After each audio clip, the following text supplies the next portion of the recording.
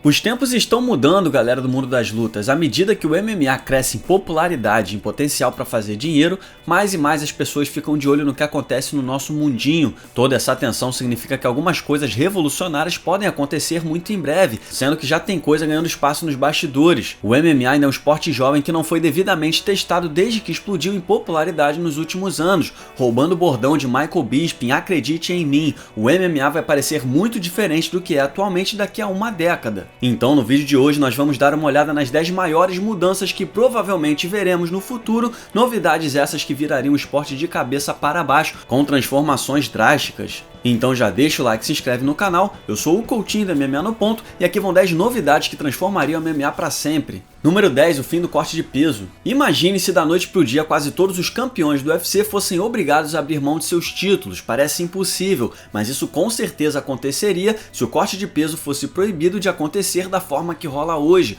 O UFC e as comissões atléticas podem simplesmente mudar o peso que corresponde a cada categoria, como fez o ONE, mas ainda assim haveriam mudanças enormes. O corte de peso tem sido um problema importante há anos no MMA e as preocupações sobre os efeitos a curto e a longo prazo da desidratação extrema antes das lutas são alarmantes, mas pouco foi feito até hoje. O ONE alega que usa testes de gravidade específica de urina para garantir que os lutadores não competem desidratados e monitoram o peso durante o camp, mas não são nem um pouco transparentes ao longo desse processo todo, então não dá para provar que o processo é de fato eficiente. Eles podem ter desvendado o segredo para solucionar esse problema, ou pode ser tudo um grande golpe de publicidade, então jamais saberemos. Bastaria um atleta de alto nível sofrer um grave problema relacionado ao corte de peso, ou quem sabe uma morte, para comissões passarem a trabalhar de verdade para solucionar essa questão. Imagine Paulo Borrachinha lutando contra Francis Ngannou em vez de Israel Adesanya. É loucura pensar isso, mas não tão impossível assim se pensarmos quanto cada um pesa normalmente. O corte de peso é uma bomba relógio e é questão de quando e não se algo pior pode acontecer.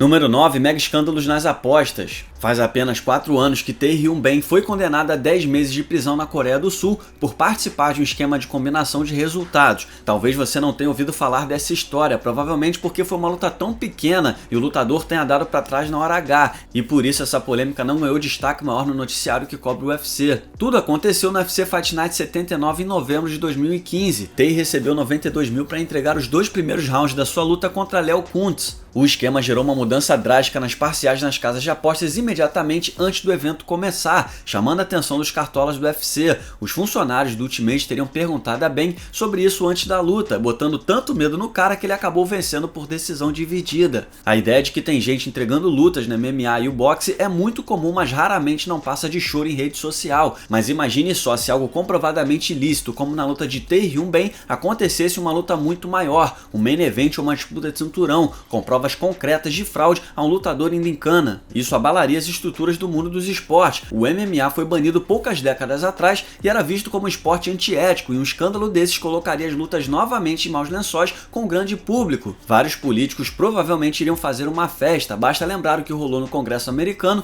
diante de problemas semelhantes no beisebol. Por mais popular que o MMA tenha se tornado nos últimos anos, um escândalo como esse seria uma dor de cabeça grande demais. Número 8, Dana White se aposenta. Como seria um mundo sem o Capitão Gancho? É quase impossível imaginar o MMA sem Dana White, não que eu imagine isso acontecendo tão cedo. Bob Arum tem 89 anos e ainda promove luta de boxe, e o Careca tem só 52 e é mais imortal do que o Jason. Eu não ficaria surpreso se ele continuasse à frente do UFC por mais uns 40 e tantos anos, mas é bem verdade que as coisas podem mudar rápido demais. O próprio Careca admitiu quando o UFC foi vendido que estava se sentindo estranho, que ficou trancado em um quarto de hotel por alguns dias, sem comer e nem dormir, sem saber o que seria do seu futuro. Dana ainda é presidente do UFC, mas quem pode garantir que ele vai querer fazer isso por mais algumas décadas ou até mesmo alguns anos? E isso sem contar que ele agora é só funcionário. O que aconteceria se na Endeavor, uma empresa de capital aberto, agora pedissem a cabeça dele? Dana é uma figura muito polarizante, para muitos o rosto mais famoso do esporte, e é impossível imaginar alguém que pudesse substituí-lo. Pelo menos como testa de ferro do UFC, seu provável sucessor no momento é Hunter Campbell, vice-presidente executivo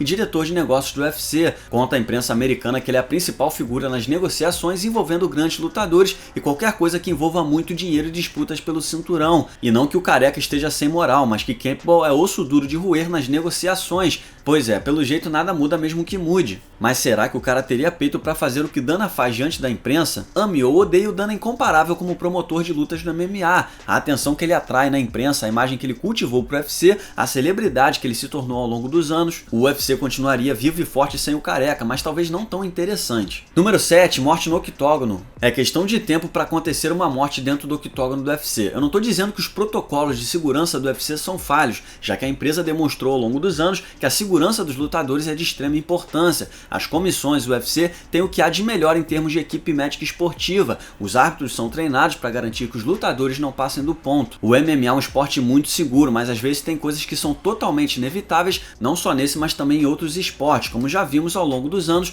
em outras modalidades de combate, desde lesões graves à morte, incluindo MMA. Já aconteceram pelo menos 7 mortes em eventos oficiais e sancionados de MMA, e é claro que uma morte teria um impacto ainda maior se acontecesse nos maiores palcos do mundo. O próprio UFC provavelmente faria algum tipo de mudança em sua política de segurança para garantir que o que quer que tenha acontecido não aconteça novamente. Basta ver como a NASCAR lida em casos assim, como na morte de Dale Earnhardt em 2001, mudando o design dos carros, fazendo alterações nas pistas e exigindo novos equipamentos de segurança. Mas o UFC não é o único evento do mundo. É provável que houvesse uma pressão forte em cima das comissões atléticas por novas regras em relação à segurança também. Uma morte no octógono alteraria drasticamente vários protocolos de segurança em todo o esporte. Número 6, avanços na medicina cerebral. A medicina está à beira de descobertas que poderiam acabar com todos os esportes de alto impacto da maneira que existem hoje. Em maio do ano passado, cientistas fizeram grandes progressos na hora de identificar e diagnosticar a encefalopatia traumática crônica, mais conhecida como demência pugilística, em pacientes vivos. Até aquele momento, a doença só poderia ser oficialmente diagnosticada durante uma autópsia. Essa rara doença cerebral é uma preocupação e tanto em esportes de combate, pois é causada por traumas repetidos na cabeça. A demência pugilística não tem cura e os sintomas só pioram com o tempo. Estamos falando de paranoia severa que pode levar a um comportamento errático, dificuldades de fala, perda de memória e sintomas mais associados à doença de Parkinson, como tremores e falta de coordenação, além de casos de depressão e suicídio. Aaron Hernandez, jogador da NFL, foi diagnosticado com estágio 3 de encefalopatia traumática crônica, depois de se matar na prisão. 54 jogadores da NFL foram oficialmente diagnosticados com doenças depois de morrerem. Ao longo dos anos, pelo menos 12 boxeadores foram diagnosticados com essa doença, mas é certo que centenas mais foram vítimas dela. Se o teste para detectar a demência pugilística se tornar tão confiável e simples quanto tirar um pouco de sangue e olhar alguns números, o MMA e todos os outros esportes de alto impacto serão mudados para sempre. Atletas diagnosticados com a doença muito provavelmente seriam forçados a se aposentar imediatamente e, dependendo da quantidade de atletas sofrendo com esse mal, não é impossível imaginar o MMA sendo proibido por completo. Isso até que houvessem mudanças drásticas para evitar a doença. Imagine uma luta de MMA sem socos na cabeça. Parece improvável, mas a prova cabal de que a doença pugilística aflige vários lutadores de MMA poderia levar a isso. Número 5, mudanças na política antidoping. Um aspecto do MMA que poderia ser drasticamente alterado em decorrência de algo como demência pugilística é o controle antidoping do esporte,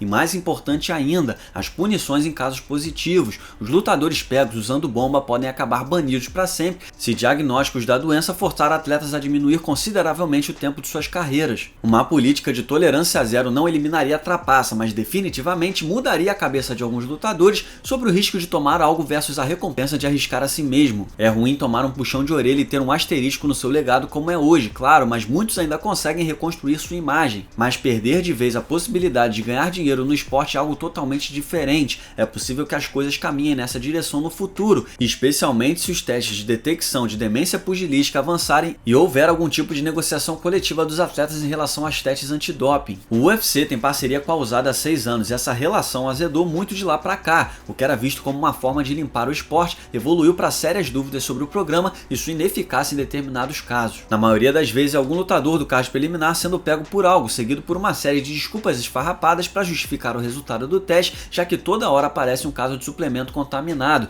Toda hora aparecia alguém rotulado pela potencial violação de doping e não dava em nada. As coisas ficaram tão confusas que foram criadas novas políticas para garantir a privacidade daqueles que potencialmente falharam, mas não era nada, o que gerava um linchamento público por absolutamente nada. Se os lutadores tiverem voz nisso tudo, é fato que eles não vão tolerar esse tipo de testes por muito mais tempo. Veja esportes como futebol, beisebol e basquete. A testagem deles não chega nem perto do que você vê no MMA. Chegará o momento em que essa questão será debatida e, dependendo de como as coisas estiverem, os testes serão ainda mais rigorosos ou bem mais flexíveis. Número 4, monopólio no banco dos réus. É claro que uma ação coletiva contra o UFC na ordem de 5 bilhões de dólares dólares é grande o bastante para entrar nessa lista, mas seu efeito no MMA tem implicações que vão muito além das 8 linhas do octógono. Kung Lee, um grupo de lutadores, entrou com uma ação coletiva antitrust contra a Zuffa em 2015, alegando que a empresa controladora do UFC havia tomado medidas anticompetitivas para manter os salários dos lutadores baixos ao estrangular o mercado do MMA. O UFC bem que tentou, mas o caso foi aceito, os lutadores ganharam rótulo de classe, avançando a passos largos na justiça. Caso os lutadores ganhem, o UFC seria forçado a pagar uma quantia absurda de dinheiro